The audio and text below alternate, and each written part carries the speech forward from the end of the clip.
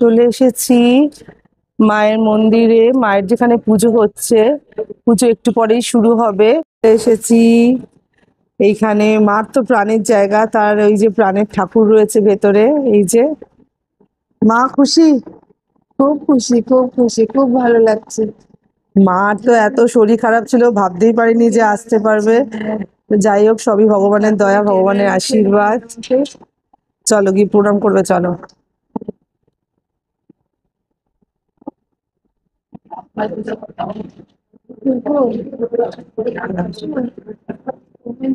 ঘূর্ণিঝড়ের এফেক্ট তো সাংঘাতিক ভাবে হচ্ছে, প্রচন্ড ঝড় বৃষ্টি।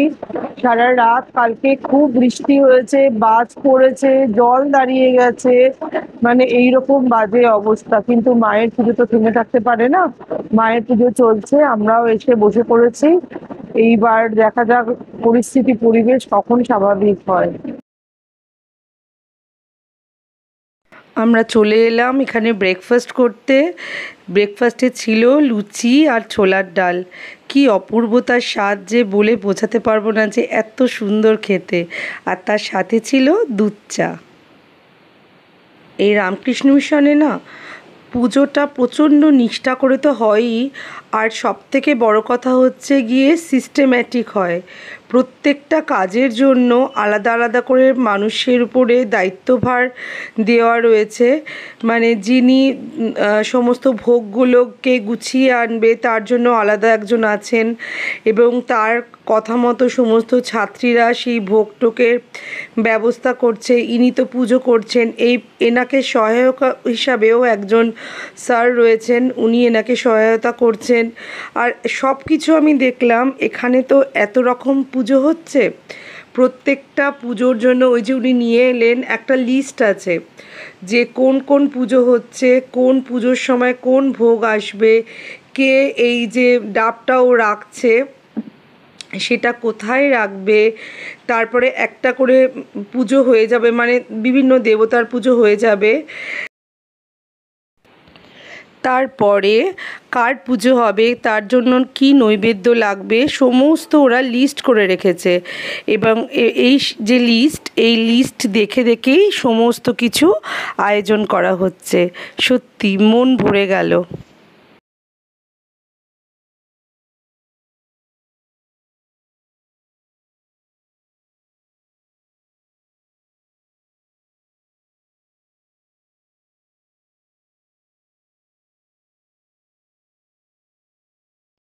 কি সুন্দর করে আরতি করছেন উনি।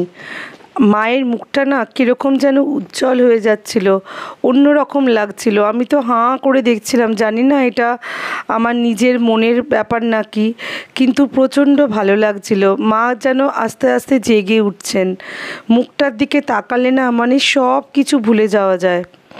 আমি যখন আসছিলাম না মানে মনটা খুব খুব খারাপ হয়ে যাচ্ছিল মাকে ছেড়ে আসবো বলে।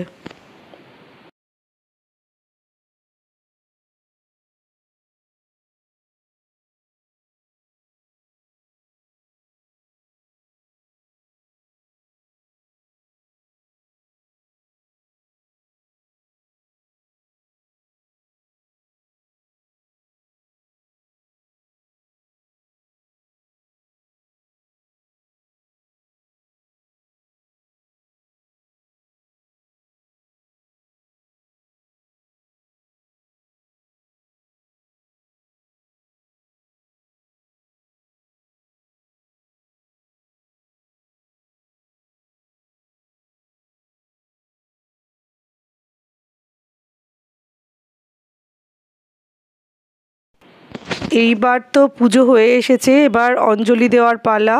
ওনারা সবাইকে গঙ্গা জলে ছিটা দিচ্ছেন, এবং তারপরে ফুল বেলপাতা সব কিছু সত্যি খুব সিস্টেমেটিক ওয়েতে সবাইকে ফুল বেলপাতা দেওয়া হলো। এরপরে আমরা সবাই মায়ের অঞ্জলি দিলাম।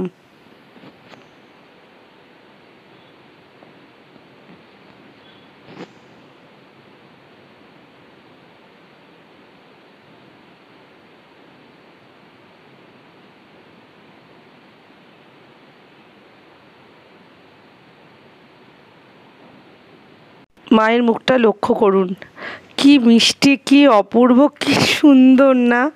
মানে মনে হচ্ছে যেন আমার দিকেই তাকিয়ে আছে, যে যেখান থেকে তাকাবে মনে হচ্ছে মা তার দিকে তাকিয়েই তাকে বরাভয় দান করছেন। সত্যি মা, আমি এটা ভুলতে পারবো না। এনারা হচ্ছে এই স্কুলের প্রাক্তন ছাত্রছাত্রী, তারা সবাই অনেক দূর দূর থেকে এসছে অনুষ্ঠানে যোগ দেওয়ার জন্য। প্রচুর মানুষ এসেছেন, আশেপাশে হোমস্টেগুলো, যেগুলো রিসোর্টসগুলো সেগুলো সব ভর্তি, কিন্তু বৃষ্টির কারণে অনেক মানুষই আসতে পারেনি। ভেতরে যেহেতু ভোগারতি হচ্ছে সেই জন্য আমরা ভেতর থেকে বেরিয়ে এসে দাঁড়ালাম। এনারা এবার আমাদেরকে ফল প্রসাদ দিচ্ছেন আর সাথে একটা করে লাড্ডু। কি অপূর্ব লাড্ডুটা খেতে, হয়তো লোকালি মেড, কিন্তু খুব সুন্দর লাগছিল। এই আমরা সবাই দাঁড়িয়ে এবার ফল প্রসাদ খাচ্ছি। এই দাদারা খুব সুন্দরভাবে ফল প্রসাদ বিতরণ করছেন।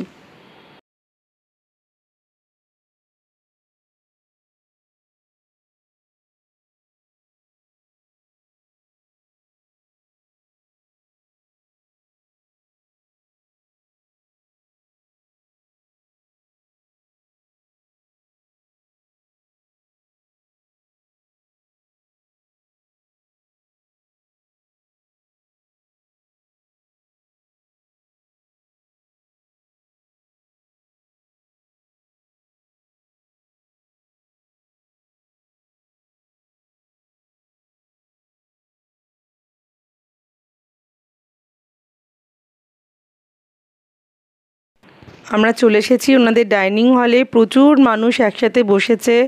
এইবার আমরা এখানে বসে ভোগ গ্রহণ করব। সত্যি কি ভালো লাগছিল, কত নতুন নতুন মানুষের সাথে আলাপ পরিচয় হলো।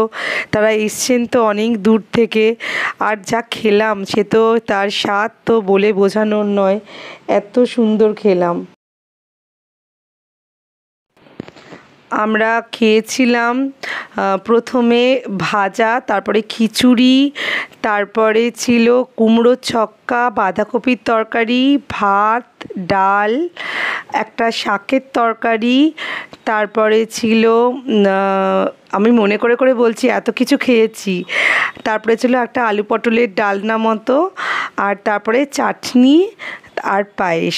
আজকের দিনটা নিরামিষ হয়, ওনাদের নবমীর দিন আমিষের ব্যবস্থা করা হয় আর কি। সেই জন্য মহারাজের খুব মন খারাপ যে আমরা এত দূর থেকে গেছি, আমরা নিরামিষ খেয়েই চলে এসেছি। আসলে চাইছিলাম একটু ওখানে থাকবো, থেকে 4টে দিনের পুজোই দেখব। বেলুড় মঠে তো একদিন পুজো হয়, কিন্তু এনারা গ্রামবাসীদেরকে নিয়ে 4 দিনই পুজো করেন খুব নিষ্ঠা করে। সেই জন্য খুব মহারাজের মন খারাপ হয়েছে, বারবার করে বললেন যে আগামী বছর আমরা যেন আবার আসি। ওনাকে ফোন করে আসতেই উনি আমাদের জন্য ঘর রেখে দেবেন। সত্যি এত আন্তরিকতা আর বলে বোঝাতে পারবো না। উনি নিজে এসেছেন আমাদের সি অফ করার জন্য, বারবার বলছিলেন যে পৌঁছে কিন্তু জানিয়ে দেবে। আমার তো মানে মন ভরে গেল, আগামী বছর মা চাইলে আবার যাব।